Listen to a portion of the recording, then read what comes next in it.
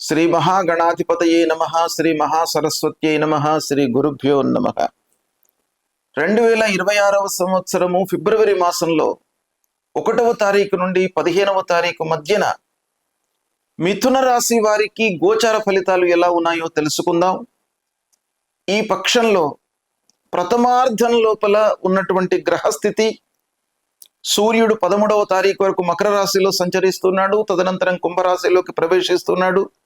కుజుడు మొత్తం కూడాను మకర రాశిలో సంచరిస్తున్నాడు. బుధుడు 4వ తారీఖు వరకు ధనుస్సు రాశిలో ఉంటూ తదనంతరం మకర రాశిలోకి ప్రవేశిస్తున్నాడు. గురువు మిథున రాశిలో సంచరిస్తున్నాడు. శుక్రుడు 10వ తారీఖు వరకు ధనుస్సు రాశిలో ఉంటూ తదనంతరం మకర రాశిలోకి ప్రవేశిస్తున్నాడు.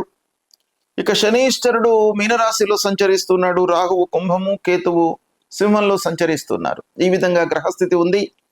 అయితే మిథున రాశి వారికి ఏ విధంగా ఉంటుంది అనే విషయాన్ని మనము ప్రధానంగా చూసినట్టయితే, అష్టమ స్థానం లోపల సూర్యుడు, కుజుడు, బుధుడు, శుక్రుడు సంచారం ఈ పక్షం లోపల ఉంది. దశమ స్థానంలో శనీశ్వరుడు ఉన్నాడు. కనుక శ్రమ మీరు తప్పకుండా చేయాలి, కష్టపడాలి. ప్రారంభించినటువంటి పనుల లోపల శ్రమ ఎక్కువగా కనబడుతుంది. మీరు ఆశించిన దానికంటే కూడాను ఎక్కువ మీరు పని చేయవలసి వస్తుంది. అనుకోని ఆటంకాలు ఎదురయ్యేటువంటి అవకాశం కనబడుతుంది. కనుక కొన్ని పనులు జాగ్రత్తతో మీరు ప్రారంభించాలి. వాటి యొక్క పూర్వాపరాలను క్షుణ్ణంగా మీరు తెలుసుకొని ప్రారంభించినట్టయితే కొంతవరకు మీకు అనుకూలమైనటువంటి ఫలితాలు ఉండే సూచన కనబడుతుంది. ఇకపోతే శుభగ్రహము, సంపూర్ణ శుభగ్రహమైనటువంటి గురువు 1వ రాశిలో సంచరిస్తున్నాడు.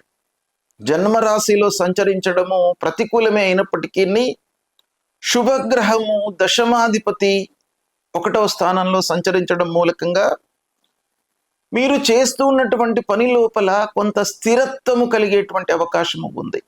శక్తియుక్తులను మీరు కొంత జోడించినట్టయితే ఒక రకమైనటువంటి ఆందోళన నుంచి మీరు బయటపడి స్థిరత్వాన్ని పొందేటువంటి అవకాశం బాగా కనబడుతుంది. ఇకపోతే ఉద్యోగస్తులకు ఉద్యోగంలో వర్క్ ప్రెషర్ పెరుగుతుంది. మీకు అనుకోని పనులను మీకు అధికారులు అప్పగించేటువంటి అవకాశం కనబడుతుంది. ఇకపోతే ప్రయాణాలు కలిసి వస్తాయి. ధైర్య సాహసాలతో ముందుకు వెళ్తారు. ఆరోగ్యంపై శ్రద్ధ చూపుతారు. బంధువులతో వివాదాలు మట్టుకు కొన్ని కనబడుతున్నాయి. కనుక కొంత జాగ్రత్తలు తీసుకోండి. అనవసరమైనటువంటి వివాదాలలోకి వెళ్లకుండా మీకు అవసరమైన మేరకే మీరు వారితో మాట్లాడుతూ ముందుకు వెళ్ళినట్టయితే కొన్ని అవాంతరాల నుండి మీరు దూరమయ్యేటువంటి అవకాశాలు ఉన్నాయి. ఇక నిర్ణయాలు తీసుకోవడంలో ప్రత్యేకంగా ఆలస్యం గోచరిస్తుంది. తద్వారా మీరు పూర్తి చేయవలసినటువంటి కార్యక్రమాలు మీరు అనుకున్న సమయంలో పూర్తి కాకపోవడము, తద్వారా ఆర్థికపరమైనటువంటి ఇబ్బందులు కూడాను ఒక పక్కన కలిగే అవకాశాలు ఉన్నాయి. కనుక మీరు ఈ పక్షం లోపల ప్రణాళికాయుతంగా పనులు చేసినట్టయితే సత్ఫలితాలను పొందుతారు. రాబడి కొంత స్లోగా మీకు వస్తుంది. రావలసినటువంటి డబ్బు అందుతుంది, కానీ సమయానికి అందదు. దాన్ని మీరు ఏదో రకంగా అడ్జస్ట్మెంట్ చేసుకోవడానికై మీరు ఈ పక్షం లోపల కొన్ని ప్రణాళికలు వేసుకోవాలి. ఇక మానసికమైనటువంటి ఒత్తిడి ఒక పక్కన కనబడుతోంది. కుటుంబ సహకారం మట్టుకు మీకు ఉంటుంది. ధార్మికమైనటువంటి చింతనలోకి వెళ్తారు. ఇక అనుకోని ఖర్చులు కనబడుతున్నాయి కనుక దానిని మీరు నియంత్రించుకోవడం మంచిది. ఆలోచించి పనులు చేయడము, తద్వారా కొన్ని జాగ్రత్తలు తీసుకోవడము, ఇలాంటివి ఈ పక్షం లోపల తప్పనిసరి. ఏది ఏమైనప్పటికీ ఆలస్యంగానైనా కూడాను కొన్ని పనులు నెరవేరేటువంటి అవకాశాలు బాగా కనబడుతున్నాయి.